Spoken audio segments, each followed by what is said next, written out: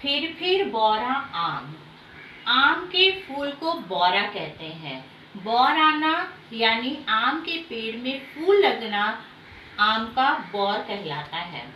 इस पाठ में आम के फलों का वर्णन है। आप सुनकर चौंक उठे होंगे, आम बौरा गया। जी हाँ, पागल नहीं। आम के पेड़ में फूल आने को भी बौराना कहते हैं। आम के पेड़ में फूल जब लग जाते हैं तो उसे आम का बौराना कहते हैं। इस प्रसंग में, इस पाठ में इसी का वर्णन है। वसंत बीतते बीतते आम पागल हो जाता है, अर्थात मार्च के अंत तक आम के पेड़ मंजरियों से भर जाते हैं। बौर की महक से बगिया गमगने लगती है। वसंत ऋतु फरवरी और मार्च महीने में वसंत ऋतु रहती है। मार्च महीने के अंत तक आम के पेड़ों में बहुत सारे फूल लग जाते हैं, जिसे कहते हैं मंजरी। आम के पेड़ में फूल लगने को मंजरियां कहते हैं और उसे बौराना भी कहते हैं। बौर की महक से, आम के फूल की महक से चारों तरफ बगीचे महकने लगते हैं। आम में बौर टहनियों के छोर पर लगते हैं। बौर सीधे ऊपर की ओर बढ़ता है। आम जो है वो टहनियों में लगते हैं। पेड़ की जो छोटी छोटी टहनियां हैं, छोटी बड़ी टहनियां, उस पर आम के फूल लगते हैं और ये सीधे आगे की तरफ, ऊपर की तरफ बढ़ते हैं। यह हल्के पीले रंग के छोटे छोटे फूलों का गुच्छा होता है। इसमें असंख्य फूल होते हैं। अधिकांश फूल तो गिर जाते हैं, केवल गिने चुने फूल ही पेड़ पर रह जाते हैं, जिनसे आम बनते हैं। आम के पेड़ का फूल हल्के पीले रंग का होता है। इसमें असंख्य यानी बहुत सारे, जिसकी गिनती न हो सके इतने फूल लगते हैं। लेकिन हवा के कारण, बारिश के कारण बहुत सारे फूल झड़ जाते हैं। कुछ ही फूलों में आम लगते हैं। आम का पेड़ भारत में लगभग हर जगह पाया जाता है। अपने रंग, रूप या किसी स्थान विशेष पर पैदा होने के कारण आम के कई नाम प्रचलित हैं, जैसे बेगम पसंद, दशहरी, लंगड़ा, चौसा, नीलम, अल्फांसो, मालदा, सफेदा, सिंदूरी, तोतापरी आदि। आम का पेड़ लगभग पूरे भारतवर्ष में पाया जाता है। अपने रंग के कारण कोई हरा रंग का होता है, कोई पीला रंग का होता है। रूप के कारण कोई बड़ा होता है, कोई छोटा होता है और अलग अलग स्थानों में पैदा होने के कारण इसके अलग अलग नाम प्रचलित हैं। आम के पेड़ का हमारे धर्म, लोक जीवन और साहित्य में बड़ा महत्व है। प्रत्येक शुभ अवसर पर आम का किसी न किसी रूप में प्रयोग होता है। इसकी पत्तियों की बंधनवार शुभ अवसरों पर घरों में लटकाई जाती है। कलश या मंगल घर भी आम की पत्तियों से ही सजाया जाता है। हवन पूजन में आम की लकड़ियां जलाई जाती हैं। आम का पेड़ जो है वो अलग हर एक धर्म से जुड़ा हुआ है। वो हिंदू हो, मुस्लिम हो, सिख हो, ईसाई हो, हर एक धर्म की से इसका नाम जुड़ा हुआ है। लोक जीवन यानी हर एक मनुष्य का जीवन इससे के साथ आम का पेड़ का रहस्य जुड़ा हुआ है। प्रत्येक शुभ अवसर पर यानी अच्छे दिनों में, अच्छे अवसरों पर, यानी किसी पर्व में, त्योहार में, पूजा पाठ में आम का कोई न कोई तरह से प्रयोग अवश्य होता है। इसकी पत्तियों की बंधनवार यानी इसकी पत्तियों को गूंथ कर दरवाजों पर लटकाया जाता है, बंधनवार बनाकर। कलश या मंगल घट, पूजा के समय जो हम लोग मिट्टी का कलश रखते हैं उसके ऊपर भी हम लोग आम की पत्तियां सजाते हैं। जब हवन पूजन होती है तो उस वक्त भी हम लोग दूसरे किसी की लकड़ी नहीं जलाते हैं, हम लोग आम की लकड़ियों को ही पूजा के समय जलाते हैं। आम भारतीय रसोई का अभिन्न अंग है। कच्चे आम के अचार के बिना भारतीय भोजन अधूरा माना जाता है। आम के छोटे छोटे टिकोरों को छौंककर सब्जी बनाई जाती है। कच्ची कैरियों की चटनी बनती है। गर्मियों में लू से बचने के लिए कच्चे आम का पन्ना बनाकर पिया जाता है।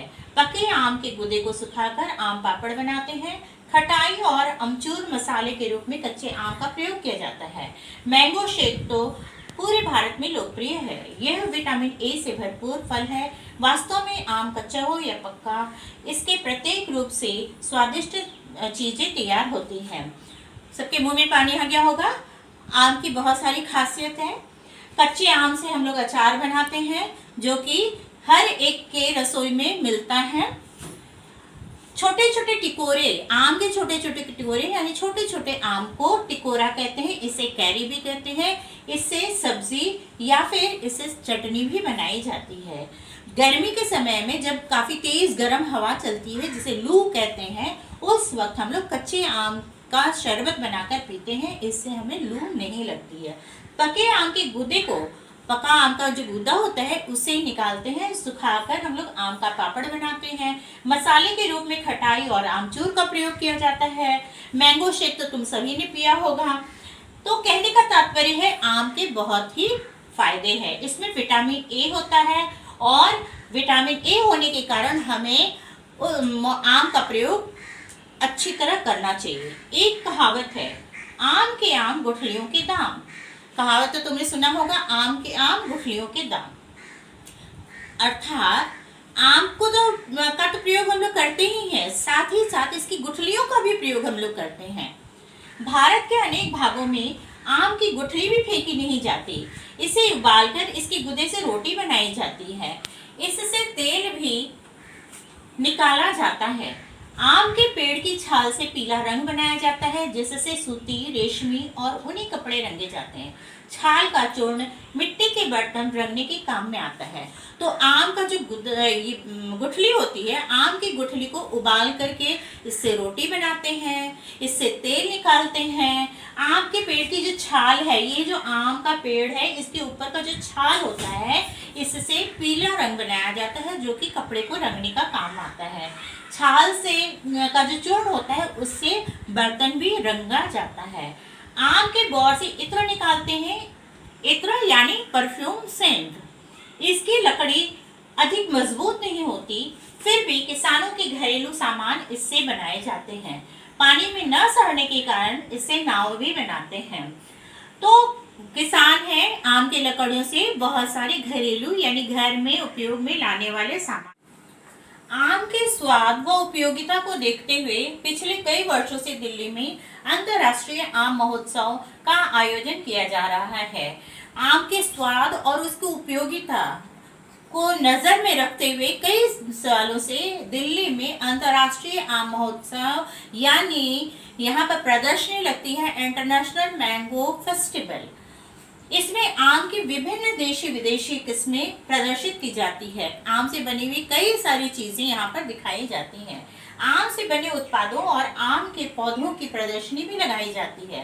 प्रदर्शनी में सर्वश्रेष्ठ आम उत्पादन के लिए पुरस्कार दिए जाते हैं। पिछले कुछ वर्षों से इंग्लैंड और एशिया के कई देशों में आम और इससे बनी वस्तुओं की मांग बढ़ रही है। यानी एशिया और यूरोप में, इंग्लैंड के कई देशों में आम और इससे बनी चीज़ों की मांग बढ़ रही है। इसलिए हमारे उद्देश्य से इन देशों में यानी एशिया और इंग्लैंड के देशों में आम से बनी वस्तुओं को भेजा जाता है, उसको निर्यात किया जाता है। अपने अनोखे स्वाद और गुणों के कारण आम सचमुच फलों का राजा है। आम को फलों का राजा इसने यूं ही नहीं बनाया गया, इसे बनाने के कारण के पीछे बहुत सारा कारण है। आम की इतनी सारी उपयोगिताएं हैं, इसका हर एक भाग का, आम के पेड़ के हर एक भाग का प्रयोग हम लोग करते हैं, इसीलिए आम को फलों का राजा कहा जाता है।